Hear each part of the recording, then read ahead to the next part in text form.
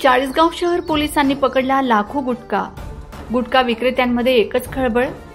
नागदकडून चाळीसगाव शहरात गुटखाने भरलेली महिंद्रा कंपनीची बुलेरो मालवाहू गाडी दिनांक 16 जुलै 2025 रोजी पहाटे 6 वाजता येत असल्याची माहिती मिळताच शहर पोलीस निरीक्षक अमित कुमार मणेळ यांना खात्रीशीर बातमी मिळताच चाळीसगाव शहर पोलीस स्टेशनचे पोलीस उपनिरीक्षक संदीप घुले, पोलीस अंमलदार आशुतोष सोनवणे, रवींद्र बच्चे, समाधान पाटील या पथकाने वाहनाबाबत सखोल गोपनीय माहिती संकलन करून वाहन क्रमांक MH41 AU 3210 या बुलेरो गाडीला शहरातील हिरापूर रोड नवजीवन सुपर शॉपीसमोर वाहन रस्त्यावर थांबवून खात्री केली असता सदर वाहनात गुटख्याने भरलेल्या गोण्या मिळून आल्यात।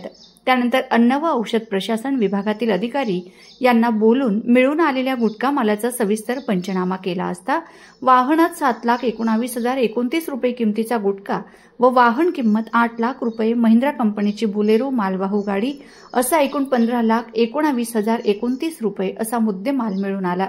वाहनाचा चालक व त्यासोबत असलेला इसम अरबाज इब्राहिम पठाण राहणार सार्वे तालुका पाचोरा व गुटखा मालाचा मालक दीपक वेदमुथा राहणार नागद जिल्हा संभाजीनगर यांच्या विरोधात प्रचलित कायद्याने शरद मधुकर पगार अन्न सुरक्षा अधिकारी जळगाव यांनी फिर्याद दिली आहे।